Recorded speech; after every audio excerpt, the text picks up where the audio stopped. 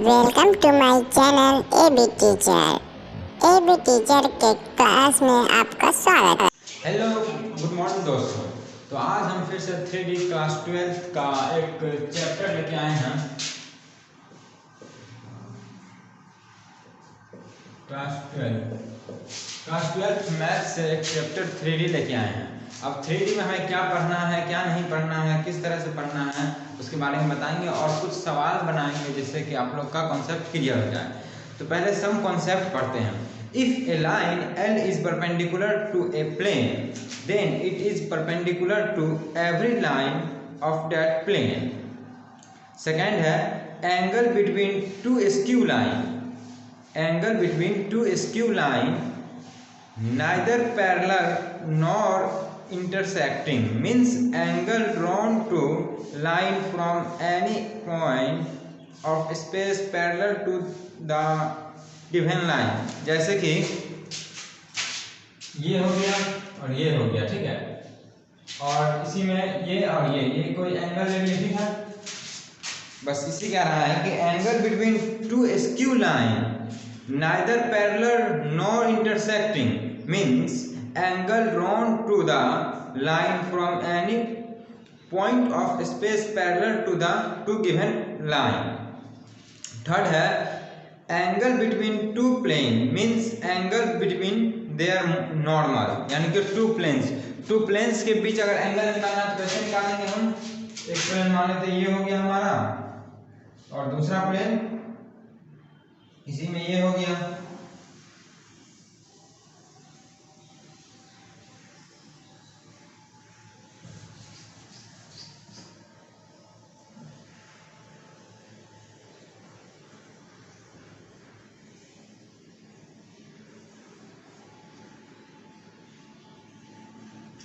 तो ये और ये, ठीक है, ये अगर थीटा हुआ तो ये क्या हो जाएगा 180 माइनस थीटा, ठीक है, और ये जो हो जाएगा ये होगा हमारा एंगल थीटा, ठीक है। फिर कहता है angle between a line and plane 90 minus alpha where alpha is angle between the line and normal to the plane. जैसे देखो ये लाइन लिए, ठीक है, प्लेन पे एक पहले परपेंडिकुलर डाल दिए, ठीक है, परपेंडिकुलर डाल दिए और इससे जो अल्फा डिग्री लेंगे, अल्फा डिग्री, ये क्या हो जाएगा हमारा 90 माइनस अल्फा, ओके। ये हमारा क्या हो जाएगा नॉर्मल।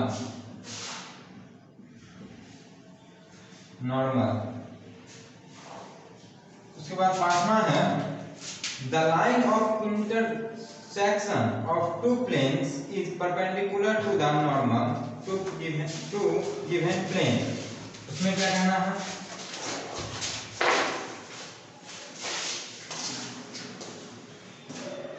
दो प्लेन बनाए, ठीक है,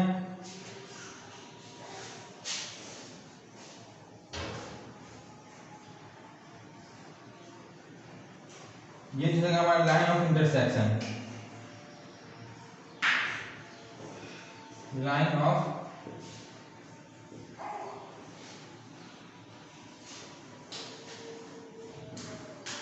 इंटरसेक्शन, इसको क्या कहेंगे हम, लाइन ऑफ इंटरसेक्शन, ठीक है। इस तरह से मैंने अभी 5 कॉन्सेप्ट आप लोग को बताया है और पांचों कॉन्सेप्ट क्लियर हो गए होंगे तो हम कुछ फॉर्मूला लिखा देते हैं। डिस्टेंस फॉर्मूला,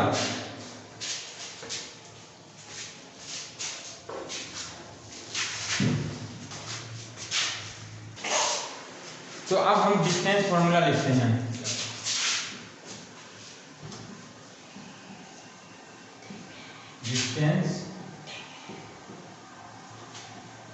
डिस्टेंस फॉर्मूला क्या करते हैं हम, पहले मान लेते हैं क्या, लेफ्ट ए में क्या लिखते हैं x1 y1 z1, ठीक है, और बी में क्या मान लेते हैं x2 y2 z2, ओके। तो हमको डिस्टेंस फार्मूला लिखना है, तो डिस्टेंस फार्मूला क्या हो जाएगा, ए बी इक्वल टू हो जाएगा under root x2 minus x1 का whole square plus y2 minus y1 का whole square square plus Z2 minus Z1 का होल स्क्वायर। ठीक है, ये हो गया हमारा डिस्टेंस फार्मूला। फटाफट नोट कीजिए, फटाफट नोट कीजिए। अब आता है particular case distance of X Y Z from origin. Particular case